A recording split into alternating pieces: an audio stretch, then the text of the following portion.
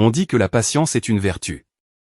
J'ai appris à en faire preuve en dirigeant un club de golf où des millionnaires piquent des crises pour un putt d'1 mètre, mais rien ne m'avait préparé à la nuit où l'ami de ma femme s'est levé lors de notre gala de charité et m'a remercié d'être un ignorant. Une seule de mes phrases a glacé toute la salle. Je m'appelle Mathieu Bernard. J'ai 44 ans et je suis le directeur du golf club du Val de Bièvre depuis 11 ans. C'est une belle vie, de gérer un club privé où avocats et médecins viennent oublier leur stress pendant 18 trous. Je connais chaque membre par son nom, chaque conjoint, chaque enfant qui a appris à manier un club sur notre practice. Je pensais connaître ma femme aussi. Alix et moi sommes mariés depuis 8 ans. Elle a amené 2 enfants dans notre mariage, William et Anna, de son premier mari, Stéphane. Il était une véritable épave à l'époque, noyant leur mariage dans l'alcool jusqu'à ce qu'elle le quitte enfin. J'ai pris le relais quand William avait 12 ans et Anna 9. Je suis devenu le père dont ils avaient besoin. J'ai appris à William à lire un green, à serrer la main avec assurance. J'ai aidé Anna avec ses devoirs d'algèbre. Je l'ai conduite à son entraînement de volley-ball tous les mardis et jeudis. En 6 mois, il m'appelait papa. La soirée était censée être une célébration. Le gala de bienfaisance annuel du Val de Bièvre. Tenue de soirée exigée. 200 invités. Le champagne coulait à flots sous les guirlandes lumineuses sur la terrasse principale.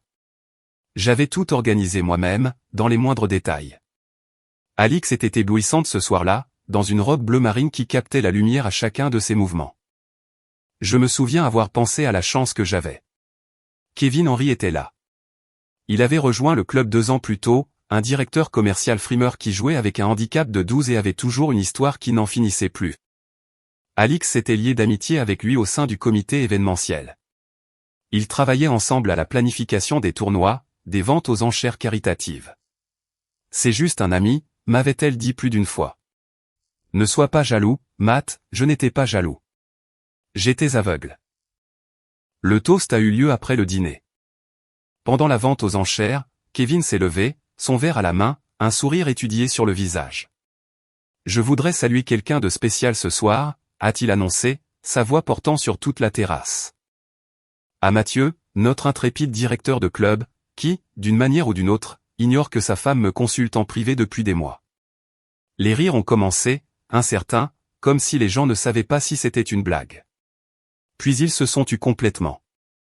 On pouvait entendre la fontaine derrière nous, l'eau ruisselant sur la pierre. La fourchette de quelqu'un a cliqueté contre de la porcelaine. Le visage d'Alix est devenu blanc.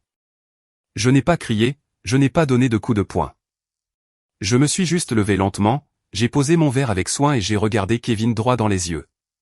Merci de confirmer tout ce que j'avais besoin de savoir, ai-je dit, d'une voix égale et froide. Puis je me suis tourné vers Alix. William est au courant. Il m'a montré les captures d'écran il y a 6 mois. Un seul geste. C'est tout ce qu'il a fallu. La salle est devenue silencieuse. Ma femme s'est figée, son expression passant du choc à l'horreur, puis à quelque chose qui ressemblait à de la compréhension. Elle a su alors que j'avais eu 10 longueurs d'avance tout ce temps.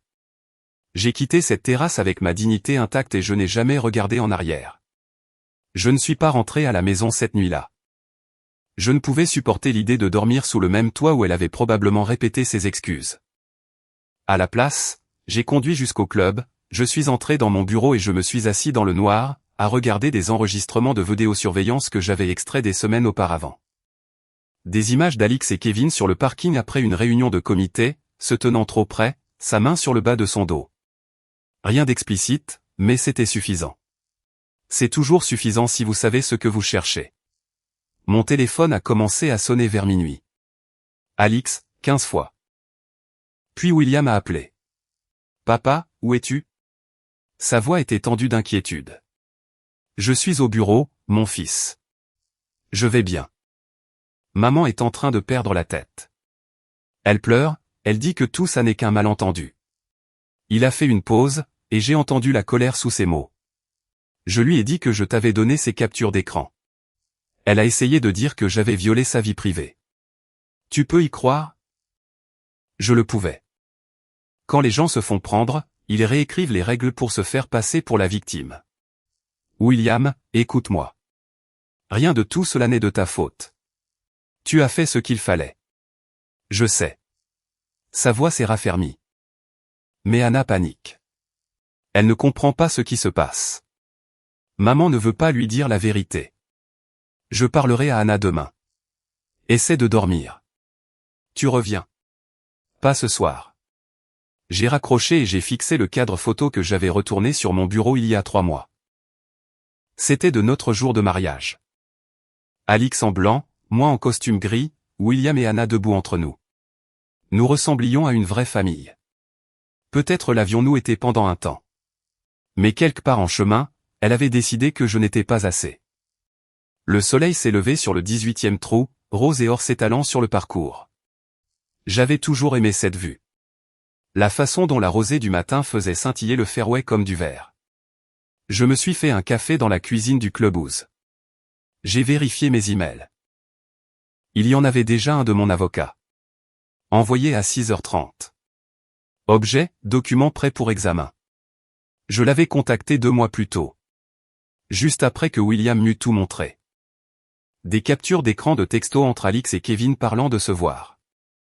Des blagues entre eux, des messages qui franchissaient toutes les limites qu'une personne mariée ne devrait pas franchir. Rien de physique que je pouvais prouver, mais la liaison émotionnelle était claire comme le jour. Mon avocat avait rédigé une convention de séparation, la division des biens, les arrangements de garde. Tout ce dont j'avais besoin pour me protéger, moi et les enfants. Le truc, quand on est directeur de club de golf, c'est qu'on apprend la patience. On regarde les membres jeter leur club après un mauvais coup, quitter le parcours en furie, perdre leur sang-froid pour un putt d'1 mètre. Et puis on regarde les bons joueurs, ceux qui prennent une profonde inspiration, évaluent la situation, choisissent le bon club et exécutent. C'est ce que je faisais depuis 6 mois. Évaluer, planifier, préparer. Alix se croyait maligne, a effacé les textos, a vidé son historique d'appels. Elle ne savait pas que j'avais ajouté un logiciel de surveillance à notre abonnement téléphonique après mes premiers soupçons. Légal, puisque j'étais le titulaire du compte. Tout ce qu'elle effaçait, je le voyais. Chaque appel à Kevin, chaque message sur leur déjeuner et leur rendez-vous pour un café, je les documentais. Vers 8h, mon directeur adjoint, Louis, est arrivé et m'a trouvé assis à mon bureau dans mon smoking de la veille. « Patron, vous avez une mine affreuse. » Il a posé un croissant sur mon bureau. La nouvelle de la nuit dernière se répand déjà. Les membres en parlent. Laisse-les parler. Kevin Henry a essayé d'appeler ici ce matin, 2 fois. Je ne lui ai pas passé l'appel. Bien.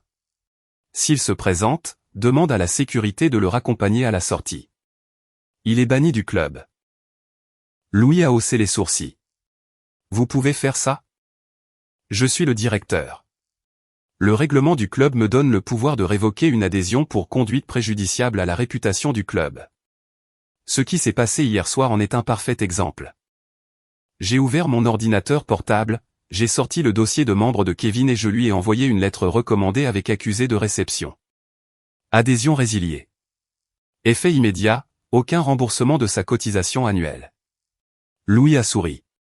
Mec, vous ne plaisantez pas, plus maintenant. Mon téléphone a de nouveau vibré. Alix. J'ai laissé le message aller sur la messagerie vocale. J'ai regardé la notification apparaître. J'ai écouté son message sur le haut-parleur. Matt, s'il te plaît. Nous devons parler. Je sais ce que ça laisse paraître, mais tu as tout faux. Kevin a juste été stupide. C'était une blague. Il n'y a rien entre nous. S'il te plaît, rentre à la maison. Anna te réclame. S'il te plaît. Sa voix s'est brisée à la fin. Les larmes étaient évidentes. Il y a 6 mois, ça m'aurait anéanti. Maintenant, ça sonnait juste comme du bruit. J'ai effacé le message et je suis retourné au travail. 3 jours après le gala, j'étais assis en face de mon avocat dans son bureau du centre-ville. Maître Robert Couturier pratiquait le droit de la famille depuis 30 ans, il avait géré plus de divorces que je ne pouvais en compter. Il a fait glisser un dossier épais de documents sur son bureau en acajou. Vous avez été très méticuleux, a-t-il dit, impressionné. La plupart des clients viennent me voir sous le coup de l'émotion et sans préparation. Vous avez les relevés bancaires, les factures de téléphone, les titres de propriété, tout est organisé par date. J'ai eu 6 mois pour me préparer, ai-je répondu. dès que William m'a montré ses captures d'écran, j'ai su que ce jour viendrait. Robert a feuilleté le contrat de mariage sous le régime de la séparation de biens qu'Alix et moi avions signé il y a 8 ans. À l'époque, je possédais la maison en totalité, j'avais des investissements de mes années de travail dans l'hôtellerie d'entreprise avant de prendre le poste de directeur du club. Le contrat protégeait mes biens propres apportés au mariage. Tout ce qui était acquis pendant le mariage serait partagé à 50-50e, à moins qu'une des parties ne viole la clause de faute. Cette clause est solide, a dit Robert en tapotant la page. Si nous pouvons prouver le divorce pour faute, même sans preuve physique d'adultère, vous gardez tout, la maison, les comptes d'investissement, la DS7 qui est à votre nom. Et les enfants? William a 20 ans, donc la garde n'est pas un problème. Anna a 17 ans. À son âge, le juge tiendra fortement compte de sa préférence concernant son lieu de résidence. J'ai hoché la tête, sachant déjà qu'Anna me choisirait. Elle avait à peine parlé à sa mère depuis la soirée. Alix avait essayé de faire passer ça pour un malentendu, mais Anna n'était pas stupide. Elle avait vu le visage de sa mère quand j'avais mentionné les captures d'écran. Il y a autre chose, a poursuivi Robert. La demande d'adoption que vous avez déposée il y a 4 mois pour l'enfant de la Réunion. Ma poitrine s'est serrée. Mia, 8 ans, des yeux marrons, un sourire avec les dents du bonheur sur chaque photo que l'agence m'avait envoyée. Je lui écrivais depuis des mois, lui envoyant des dessins et des livres, planifiant comment nous allions transformer la chambre d'amis en sa chambre. L'agence a suspendu la demande lorsqu'ils ont appris la séparation, a dit Robert doucement. La loi exige un environnement familial stable pour les adoptions. Jusqu'à ce que votre divorce soit prononcé et que vous puissiez prouver un logement et des revenus stables en tant que parent célibataire, la demande est en attente. Je me suis adossé, sentant quelque chose se tordre dans mes entrailles.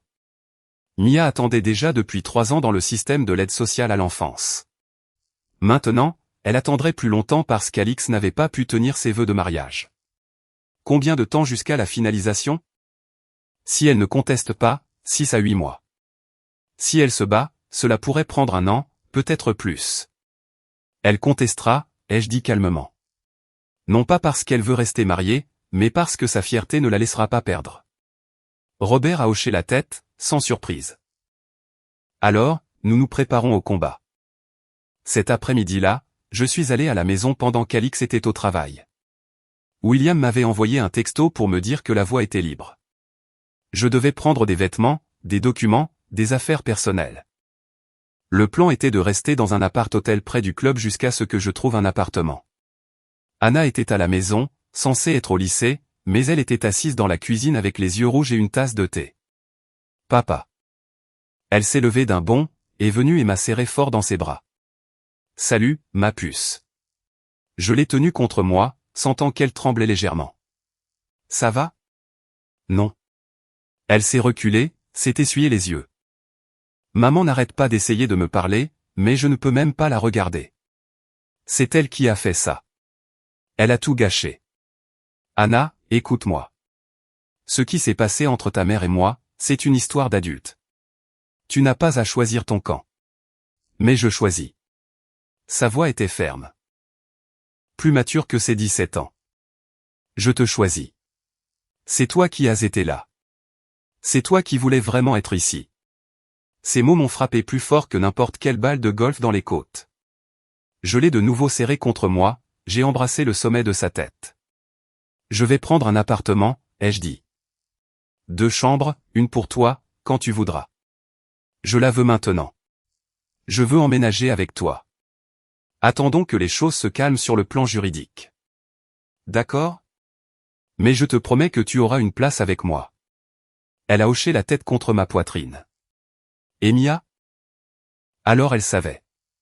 Bien sûr qu'elle savait. Nous avions parlé de nos projets d'adoption aux 2 enfants. Nous leur avions fait choisir des peluches à lui envoyer. En attente pour l'instant, mais je ne l'abandonne pas, tant mieux. Anna a reculé, une détermination farouche dans les yeux. Elle mérite une vraie famille, et toi aussi. J'ai fait 2 valises de vêtements, j'ai pris mon ordinateur portable et des dossiers importants du bureau à domicile.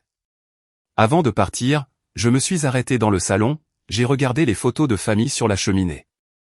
Une de notre mariage, une autre du 16e anniversaire d'Anna, de la remise du bac de William.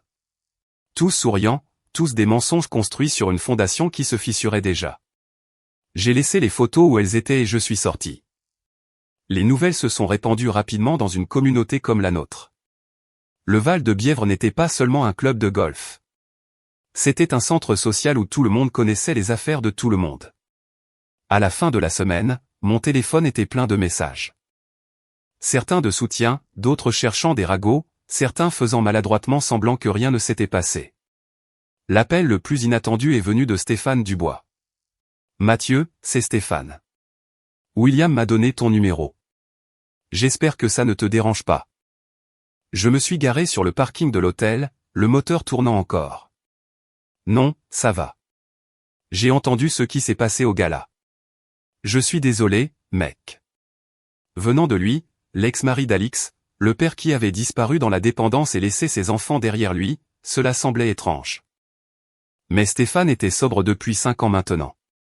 Remarié à une femme nommée Isabelle, il travaillait comme conseiller dans un centre de désintoxication. William avait renoué avec lui il y a 2 ans, prudemment au début, puis plus ouvertement. Merci, ai-je dit avec précaution. Écoute, je sais que je n'ai aucun droit de dire ça, mais tu as été plus un père pour mes enfants que je ne l'ai jamais été. William parle de toi tout le temps. La façon dont tu as été présent, dont tu t'es vraiment soucié. Ça compte. J'avais la gorge serrée. Ce sont de bons enfants. Facile d'être là pour eux.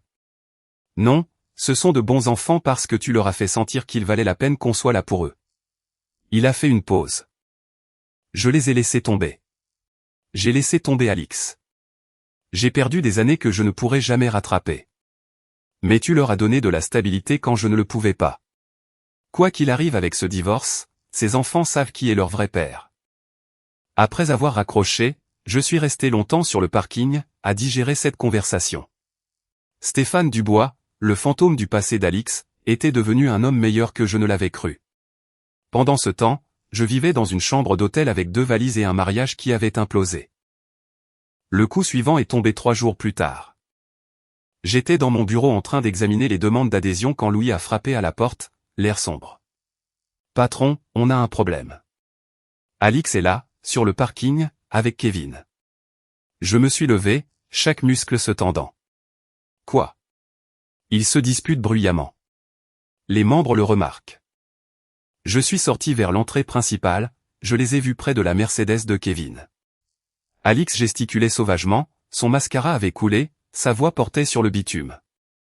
Kevin avait les mains en l'air, sur la défensive, reculant. Tu as dit que c'était juste du flirt, a crié Alix. Tu as dit que ça ne signifiait rien. Ça ne signifiait rien. Bon sang, Alix, c'est toi qui continuais à m'envoyer des textos. Plusieurs membres s'étaient arrêtés, feignant de vérifier leur sac de golf tout en écoutant de toute évidence. C'était un désastre.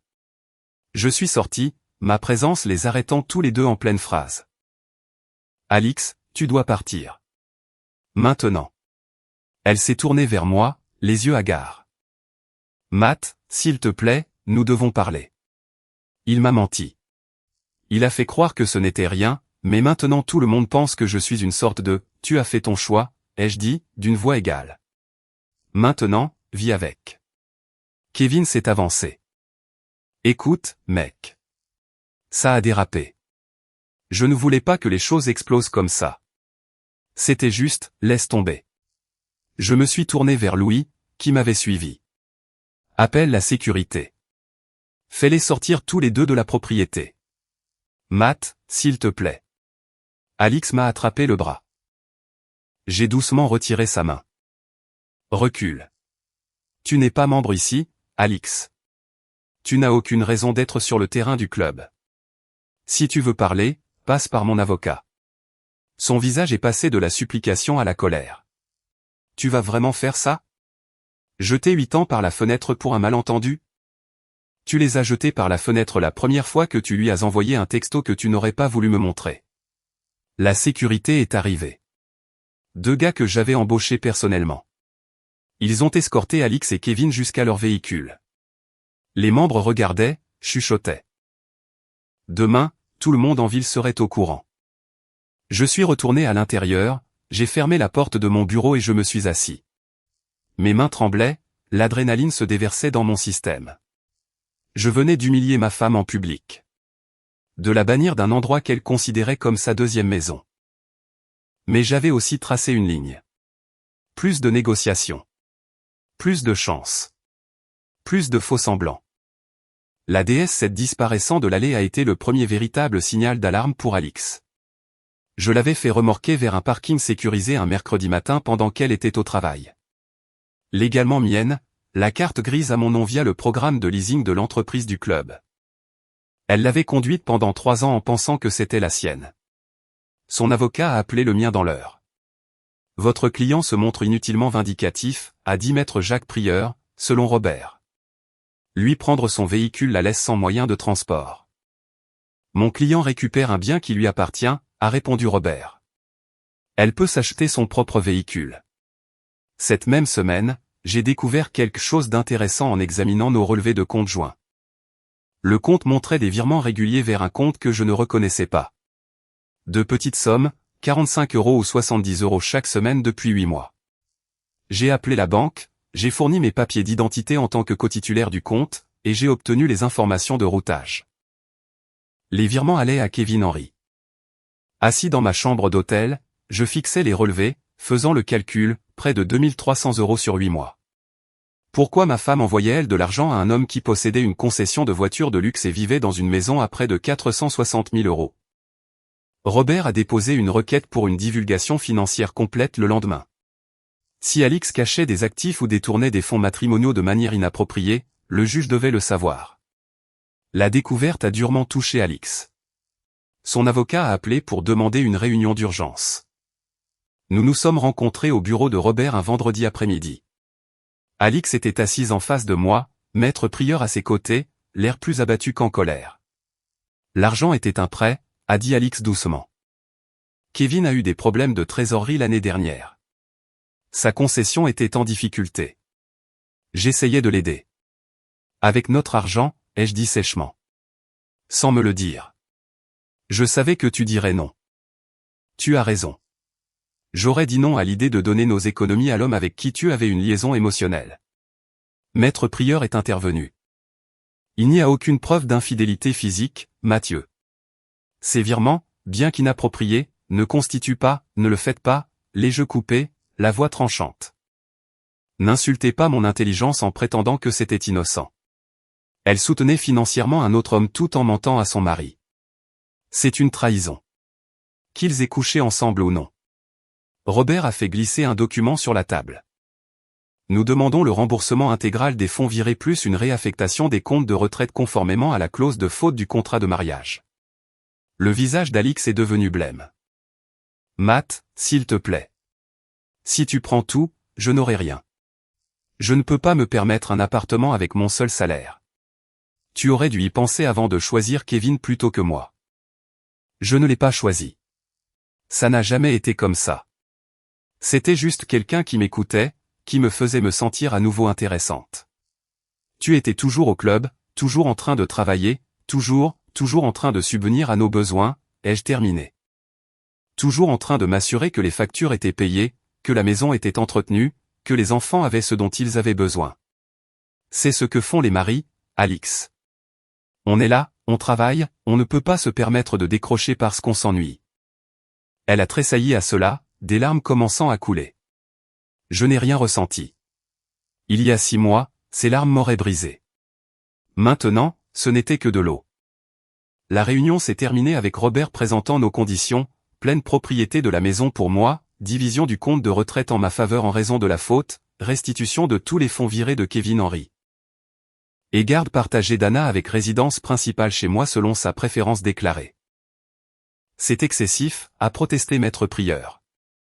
Ce sont les conséquences, a répondu Robert. En retournant à ma voiture après, j'en ai senti le poids. Je n'étais pas cruel pour le plaisir d'être cruel. Mais je n'allais pas non plus laisser Alix s'en tirer indemne pendant que je ramassais les morceaux seul. Elle avait fait des choix. Maintenant, elle devait vivre avec. Mon téléphone a vibré. Un texto d'Anna. Maman est venue au lycée à midi en pleurant. Tout le monde me regarde. Tu peux venir me chercher plus tôt ? J'ai répondu immédiatement. J'arrive. En conduisant vers le lycée, j'ai réalisé que c'était un dommage collatéral que je ne pouvais pas empêcher. Anna était assez grande pour comprendre ce qui s'était passé, mais cela ne rendait pas plus facile de voir sa mère s'effondrer publiquement. Je suis arrivé sur le parking, j'ai trouvé Anna assise sur un banc devant le bureau principal, son sac à dos à côté d'elle. Elle est montée dans la voiture sans un mot, regardant droit devant elle. « Ça va ?» ai-je demandé. Elle est arrivée en pleurant, en disant que tu lui prenais tout, qu'elle allait se retrouver à la rue, que je devais rentrer à la maison pour la soutenir. La voix d'Anna était tendue de colère. Devant le père de mes amis. Devant tout le monde. Je suis désolé, ma puce. Ne t'excuse pas. C'est elle qui a fait ça. C'est elle qui a tout gâché. Anna s'est tournée vers moi, les yeux féroces. Je lui ai dit que je restais avec toi. Qu'elle devait se débrouiller avec sa propre vie au lieu d'essayer de me culpabiliser pour que je la répare. À 17 ans, ma belle-fille avait plus de cran que la plupart des adultes. J'ai tendu la main, j'ai serré la sienne. Je suis fier de toi, Anna. On peut aller manger une glace? Absolument. Nous sommes allés au glacier local, avons commandé des coupes de glace ridicules dont nous n'avions pas besoin, et nous nous sommes assis dehors dans le froid de février, prétendant que tout était normal. Parfois, c'est tout ce qu'on peut faire. Après 3 semaines passées à l'hôtel, j'ai reçu une invitation que j'avais oubliée. Le dîner annuel des anciens du Val de Bièvre, honorant les membres qui étaient au club depuis plus de 20 ans. En tant que directeur, je devais y assister et prononcer un discours. Normalement, Alix m'aurait accompagné. Cette année, j'y suis allé seul. La salle de bal était bondée, peut-être 150 personnes en tenue de cocktail, réseautant et se remémorant des souvenirs. J'ai serré des mains, échangé des banalités, évité les questions sur Alix avec une déviation bien rodée. Puis je l'ai vue, Amandine Petit. Elle se tenait près du bar, riant de quelque chose qu'un des membres plus âgés disait. Une flûte de champagne à la main. Les mêmes cheveux au burn, le même sourire éclatant, mais plus âgé maintenant. Des rides autour de ses yeux qui, d'une certaine manière, la rendaient plus jolie. Amandine avait été ma petite amie à l'université. La fille que j'avais failli demander en mariage avant que nous obtenions notre diplôme et que la vie nous emmène dans des directions différentes. Elle avait déménagé à Lyon pour ses études supérieures. J'avais pris un poste à Bordeaux. Nous avions promis de rester en contact, et nous ne l'avions pas fait. C'était il y a 20 ans. Elle m'a vu et son expression est passée de la surprise à quelque chose de chaleureux. Elle s'est excusée et s'est approchée. Mathieu Bernard. J'ai entendu dire que tu dirigeais cet endroit maintenant. Amandine Petit. J'ai souri. Un vrai sourire, pour la première fois depuis des semaines. Qu'est-ce qui t'amène? Mon père reçoit un prix pour l'ensemble de sa carrière ce soir. Je me suis dit que je devais être là. Elle a fait un geste vers la foule. Je n'aurais jamais pensé te voir ici, cependant. La dernière fois que j'ai eu de tes nouvelles, tu étais dans l'hôtellerie d'entreprise à Paris. C'était il y a une éternité. Je suis revenu en région parisienne il y a 8 ans. J'ai pris ce poste et je me suis marié. J'ai entendu. Ta femme est ici ce soir? La question flottait dans l'air, chargée d'histoires et de complications présentes. J'ai opté pour l'honnêteté. Séparé. En instance de divorce, en fait. Son expression s'est adoucie avec compréhension, pas pitié. Je suis désolé, c'est difficile. Ça l'est, mais c'est aussi nécessaire. J'ai fait une pause et j'ai demandé, et toi? Divorcé il y a 3 ans. Pas d'enfant. Une séparation à l'amiable. Il voulait déménager à Marseille pour le travail. Je voulais rester près de ma famille. Nous voulions des choses différentes. Elle a haussé les épaules, buvant une gorgée de champagne. C'est la vie. Nous avons parlé pendant le dîner, rattrapant 20 ans par bribes, entre les discours et les applaudissements. Elle était maintenant architecte paysagiste. Elle travaillait sur des projets de parcs publics dans toute la France. Elle vivait à Annecy mais rendait visite à ses parents à Versailles tous les mois. Elle ne s'était jamais remariée.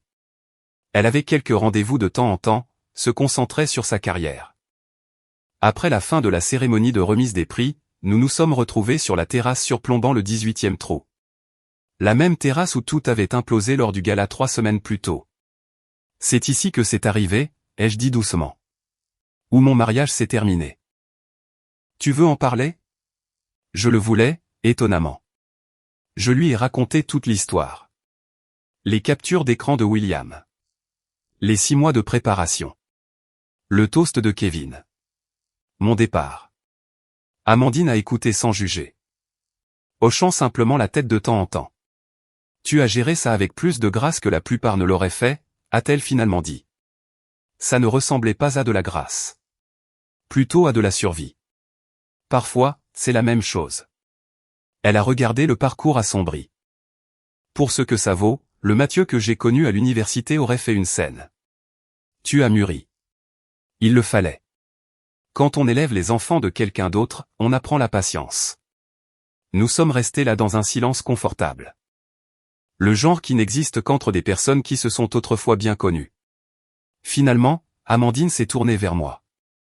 Je suis en ville tout le week-end. Voudrais-tu prendre un café?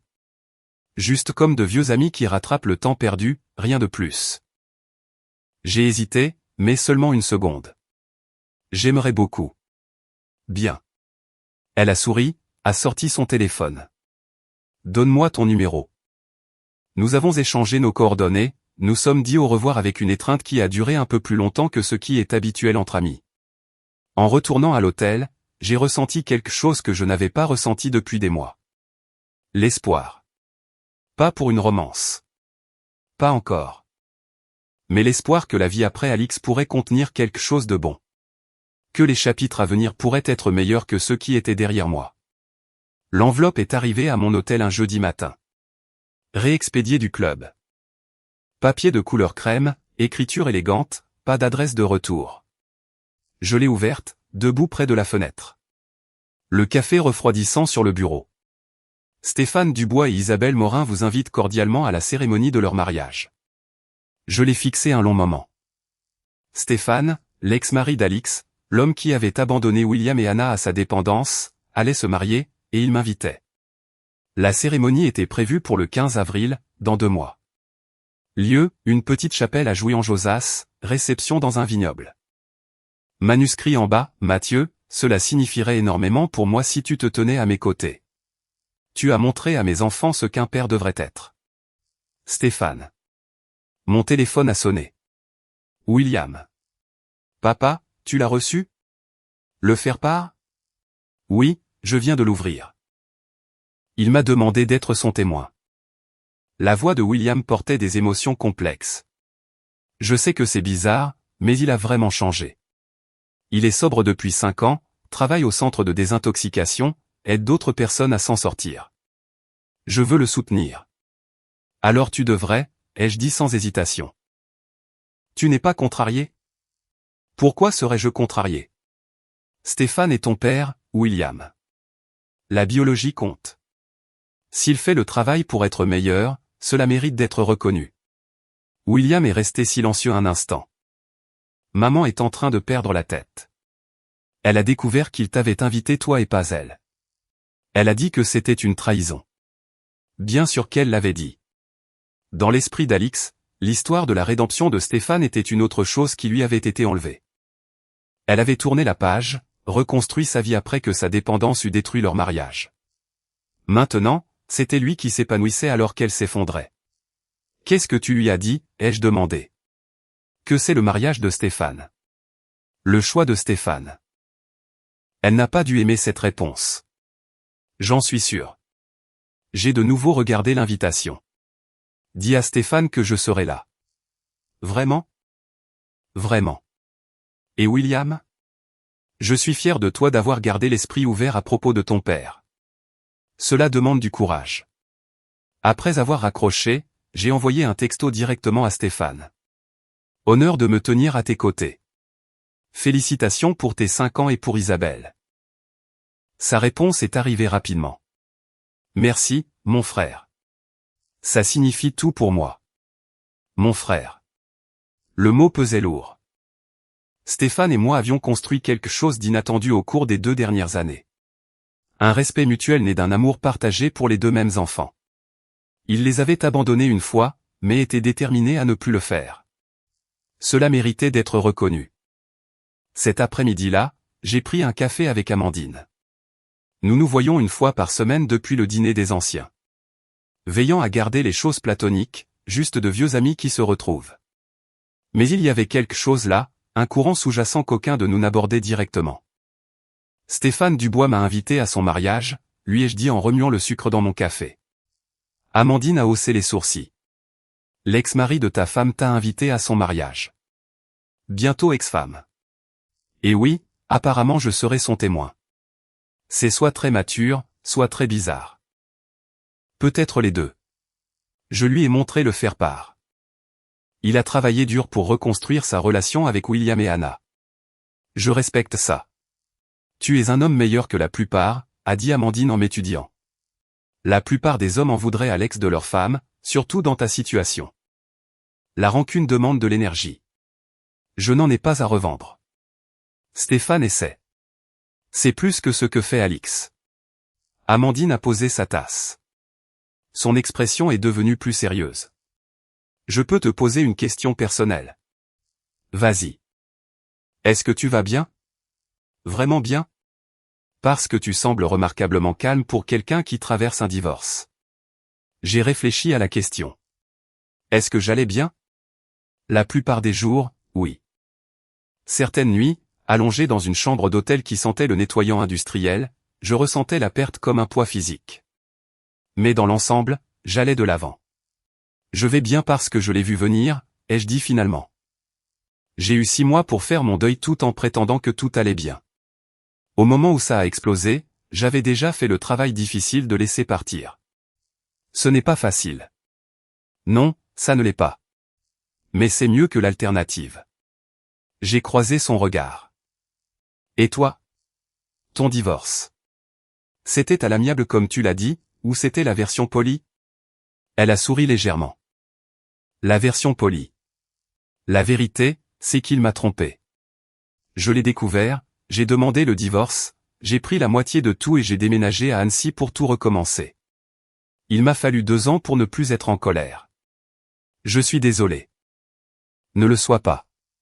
C'est la meilleure chose qui me soit arrivée. Ça m'a fait réaliser que je préférerais être seul qu'avec quelqu'un qui ne valorise pas l'engagement. Elle a fait une pause. C'est ce qui s'est passé avec Alix? Elle ne le valorisait pas. Elle valorisait plus l'idée de l'engagement que la réalité. Quand la réalité est devenue ennuyeuse, elle a cherché ailleurs. C'est sa perte, a dit simplement Amandine. Nous avons fini notre café, nous sommes sortis sur le parking. Avant de monter dans sa voiture, Amandine s'est tournée vers moi. Je vais dire quelque chose, et tu peux l'ignorer si tu veux, mais je pense que tu devrais savoir que te revoir après toutes ces années, ça m'a rappelé pourquoi je suis tombée amoureuse de toi à l'université. Tu es stable, Mathieu. Tu es présent. C'est rare. Mon cœur a fait quelque chose de compliqué. Amandine, je ne demande rien, a-t-elle interrompu doucement. Tu es toujours mariée, toujours en train de digérer. Je voulais juste que tu saches que quand tu seras prêt, si ça t'intéresse, j'aimerais voir où cela pourrait nous mener. Sans pression, sans attente, juste une possibilité. Elle est montée dans sa voiture et est partie, me laissant debout sur le parking avec une invitation à un mariage dans une main et la possibilité de quelque chose de nouveau dans l'autre. L'audience préliminaire a eu lieu un mardi pluvieux de mars. Robert m'avait préparé minutieusement, répondre directement aux questions, rester calme, ne pas répondre aux appels émotionnels d'Alix. Le juge examinerait nos requêtes déposées et rendrait des décisions initiales sur la garde temporaire et le gel des avoirs. La salle d'audience était plus petite que je ne l'imaginais.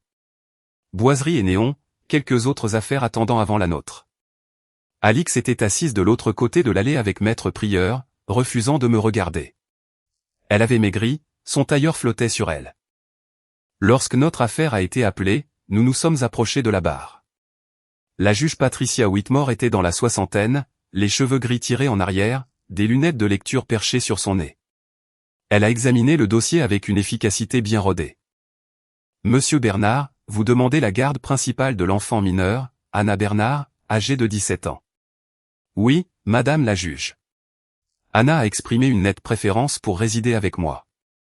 Elle vit actuellement avec moi et ce, depuis le mois dernier. Madame Bernard, quelle est votre position? La voix d'Alix tremblait. Madame la juge, ma fille est influencée par son beau-père. Je suis sa mère. Sa place est avec moi. Anna est-elle au tribunal aujourd'hui? Elle est au lycée, Madame la juge, a répondu Robert. Mais nous avons une déclaration sur l'honneur signée d'elle indiquant sa préférence. La juge Whitmore a lu le document, puis a regardé Alix. Madame Bernard, votre fille a 17 ans. Sa préférence a un poids considérable. À moins que vous ne puissiez prouver une aliénation parentale ou des conditions dangereuses, ce tribunal est enclin à honorer ses souhaits. Mais il l'a monté contre moi. Le sang-froid d'Alix s'est fissuré. Il lui a empoisonné l'esprit. Madame Bernard, maîtrisez-vous, a dit fermement la juge. Présentez des preuves ou acceptez l'arrangement temporaire. Maître Prieur a posé une main sur le bras d'Alix, lui a murmuré quelque chose. Elle s'est tue, des larmes coulant sur son visage. Le juge a poursuivi, la garde temporaire d'Anna Bernard est accordée à Monsieur Mathieu Bernard en attendant l'audience finale du divorce. Maintenant, concernant les biens matrimoniaux, Robert a présenté notre cas, le contrat de mariage, la clause de faute, les virements documentés à Kevin Henry. Le juge a écouté, posant occasionnellement des questions. Madame Bernard, vous avez viré environ 2300 € d'un compte joint à Monsieur Kevin Henry sur une période de 8 mois. Quel en était le but? C'était un prêt, Madame la juge. Il avait des difficultés financières. Avez-vous informé votre mari de ces virements? Non. Mais Monsieur Henry a-t-il remboursé ses prêts? Alix a hésité. Pas encore, mais il le fera. Avez-vous une reconnaissance de dette? Une quelconque documentation des conditions du prêt? Non, Madame la juge. C'était entre amis. La juge Whitmore a retiré ses lunettes, a regardé Alix avec quelque chose qui ressemblait à de la pitié. Madame Bernard, virer des fonds matrimoniaux sans la connaissance ou le consentement du conjoint est problématique. Combiné aux preuves de faute, ce tribunal trouve des motifs pour faire appliquer la clause du contrat de mariage. Madame la juge. S'il vous plaît, le domicile conjugal restera en la seule possession de Monsieur Bernard. Les comptes de retraite seront divisés à 70/30 en faveur de Monsieur Bernard. Madame Bernard devra restituer tous les fonds virés ou Monsieur Henry fera l'objet d'une poursuite civile. Le véhicule au nom de Monsieur Bernard reste sa propriété. Alix sanglotait maintenant ouvertement. Maître Prieur a essayé de la réconforter, mais elle l'a repoussé. Madame Bernard, a dit la juge, son ton s'adoucissant légèrement. Vous aviez des choix. Vous les avez faits. Voici les conséquences. L'audience est levée. Audience finale prévue pour le 15 juin. Le marteau est tombé. En sortant du palais de justice, je n'ai ressenti aucun triomphe, juste de l'épuisement. Alix s'était autodétruite et j'avais été celui qui tenait l'allumette. Ou peut-être l'avait-elle tenue depuis le début et j'avais juste cessé d'essayer de l'éteindre. Robert m'a tapé sur l'épaule. Ça s'est bien passé. La juge Whitmore ne se prononce pas souvent de manière aussi décisive lors des audiences préliminaires. Ça ne ressemble pas à une victoire. C'est parce que vous êtes une personne décente, Mathieu. Mais décent ne veut pas dire paillasson. Vous vous êtes protégé, vous et votre fille. C'est ce que font les pères. Je suis retourné au club, je me suis plongé dans le travail, j'ai examiné les demandes d'adhésion, j'ai planifié un calendrier de tournois de printemps. N'importe quoi pour éviter de penser au visage d'Alix dans cette salle d'audience. Mon téléphone a vibré vers 16 heures. Un texto d'Amandine. Comment ça s'est passé? Mieux que prévu. Garde temporaire accordée. Bien principalement sécurisé. Envie de compagnie pour le dîner? Sans attente, juste un soutien amical. J'ai hésité, puis j'ai tapé. J'aimerais beaucoup. Le petit zinc à 19 heures? À tout à l'heure. Peut-être que Robert avait raison. Peut-être que me protéger ne me rendait pas cruel. Peut-être que cela me rendait juste assez intelligent pour savoir quand s'éloigner du feu. Le mariage de Stéphane était tout ce que celui d'Alix et le mien n'avait pas été. Petit, intime, honnête. 40 personnes dans une chapelle surplombant un vignoble. Isabelle dans une simple robe crème. Stéphane dans un costume bleu marine. Tous deux rayonnant d'un bonheur durement gagné. Je me tenais à côté de William à l'hôtel, regardant Stéphane réciter des vœux qu'il avait écrits lui-même. Je promets d'être présent chaque jour, même quand c'est difficile. Surtout quand c'est difficile. Je promets de te choisir. De nous choisir. De choisir la vie que nous construisons ensemble. Les mots résonnaient différemment quand on avait vu quelqu'un échouer à tenir ses promesses, puis se battre comme un diable pour devenir quelqu'un qui pouvait les tenir. À la réception, Stéphane m'a pris à part. Merci d'être là, de t'être tenu là-haut. Je sais que c'est compliqué. Ce n'est pas compliqué, ai-je dit, honnêtement. Tu es un homme bien maintenant. C'est ce qui compte. Je ne l'ai pas toujours été. Tu as comblé les vides que j'ai laissés. Tu as élevé mes enfants quand je ne le pouvais pas, sa voix s'est étranglée. Je ne cesserai jamais de t'en être reconnaissant. Nous sommes restés là. Deux hommes qui aimaient les mêmes enfants, qui avaient tous deux été mariés à la même femme, qui avaient trouvé une fraternité inattendue dans les décombres. Ce sont des enfants formidables, ai-je dit. Facile à aimer. Plus tard, en dansant avec Amandine, qui était venue en tant que ma cavalière, j'ai surpris William qui nous regardait de l'autre côté de la pièce. Il a souri, m'a fait un pouce levé. Anna était à côté de lui, riant de quelque chose que la nièce d'Isabelle avait dit. Ils avaient l'air heureux. C'était suffisant. Tu penses à ton propre mariage, a taquiné Amandine. Le divorce n'est même pas encore finalisé. Une chose à la fois. C'est juste. Elle a posé sa tête sur mon épaule. Mais quand tu seras prêt, je ne vais nulle part. 3 semaines plus tard, l'audience finale du divorce s'est déroulée sans grand drame. Alix n'a pas contesté les conditions. La juge Whitmore a signé les papiers et, comme ça, 8 ans se sont dissous dans des documents juridiques. En sortant du palais de justice, j'ai vérifié mon téléphone. Email de l'agence d'adoption. Objet, demande réactivée. Ma main a tremblé en l'ouvrant. Avec le divorce finalisé et la preuve de revenus et de logement stable, ma demande pour Mia avait été réactivée. Délai estimé, 3 à 4 mois. Je me suis assis dans ma voiture et j'ai pleuré, non pas de tristesse, mais de soulagement. Mia aurait sa famille, après tout. Décembre est arrivé avec une pluie froide et la saison la plus chargée au Val-de-Bièvre. J'ai emménagé dans une maison en octobre. 3 chambres, un petit jardin, de la place pour tout le monde. Anna avait son propre espace décoré exactement comme elle le voulait. La 3e chambre attendait, peinte en jaune, des peluches alignées sur des étagères. Mia est arrivée un mardi. L'assistante sociale l'a amenée à la maison à 15 heures. Cette toute petite fille de 8 ans avec des traits sombres et des yeux immenses, serrant un ours en peluche usé. Elle avait l'air terrifiée. « Salut, Mia », ai-je dit en m'accroupissant à son niveau. « Je suis Mathieu. Je t'ai écrit. » Elle a hoché la tête, sans parler. « Voici ta sœur, Anna », ai-je continué. Anna a fait un signe de la main, souriant doucement. « Et voici Amandine. Elle m'a aidé à préparer ta chambre. »« Tu veux la voir ?» a demandé Anna. Mia a de nouveau hoché la tête. Anna lui a pris la main, l'a fait entrer. Je les ai regardés disparaître dans le couloir. J'ai entendu la voix excitée d'Anna lui expliquer où tout se trouvait. Amandine a serré mon épaule. « Tu l'as fait. Nous l'avons fait. » L'assistante sociale m'a remis des papiers, m'a expliqué la période de placement d'essai, a programmé des visites de suivi. Je l'ai à peine entendu, trop concentré sur le son de la petite voix de Mia qui parlait enfin, demandant à Anna des informations sur l'éléphant en peluche sur le lit. Ce soir-là, après que Mia se fut endormie dans sa nouvelle chambre, je me suis assis sur la terrasse arrière avec Amandine. Elle avait été de plus en plus présente au cours des derniers mois, construisant soigneusement des relations avec Anna et maintenant Mia. Rien de précipité, rien de forcé, juste une présence constante. « Tu penses qu'elle s'adaptera bien ?» a demandé Amandine. « Elle le fera. Les enfants sont résilients. » J'ai pris sa main. « Merci d'avoir été là pour tout ça. Où d'autre serais-je ? » Une voiture s'est garée devant. William, rentré de l'université pour les vacances d'hiver. Il est venu par derrière.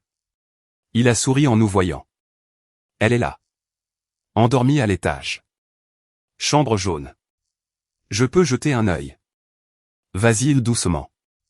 Il est entré. J'ai entendu ses pas dans les escaliers, le léger grincement de la porte de Mia qui s'ouvrait, se fermait. Quand il est revenu, ses yeux étaient humides. Elle a l'air si petite dans ce grand lit. Elle grandira dedans. William s'est assis sur les marches de la terrasse, à regarder le jardin. Tu sais, quand maman a tout détruit, je pensais que notre famille était finie. Mais nous ne sommes pas finis. Nous sommes juste différents. Meilleurs, peut-être. Certainement meilleurs, a appelé Anna depuis l'embrasure de la porte. Elle avait écouté. Nous nous sommes choisis les uns les autres. Ça compte plus que la biologie. Elle avait raison. Cette famille, construite à partir de morceaux brisés et de secondes chances, maintenue par le choix et l'engagement, était plus forte que tout ce que la biologie pouvait créer. Mon téléphone a vibré. Un email d'Alix. Je n'avais pas eu de ses nouvelles depuis des mois. Pas depuis la finalisation du divorce. Objet, je suis désolé. Je l'ai ouvert. Mathieu, je sais que je n'ai aucun droit de te contacter, mais je devais dire ça. Je suis désolé. Pas de m'être fait prendre, pas d'avoir tout perdu, mais d'avoir jeté quelqu'un qui m'aimait vraiment. Tu méritais mieux que ce que je t'ai donné. Les enfants méritaient mieux. J'espère que tu es heureux. J'espère que tu as trouvé la paix. Tu l'as mérité. Alix. Je l'ai lu 2 fois, puis j'ai levé les yeux vers les gens sur ma terrasse. William, Anna, Amandine. Mia dormant à l'étage. C'était ma famille maintenant. C'était la paix. J'ai répondu, je te pardonne. Porte-toi bien. Puis j'ai rangé le téléphone et j'ai recommencé à vivre.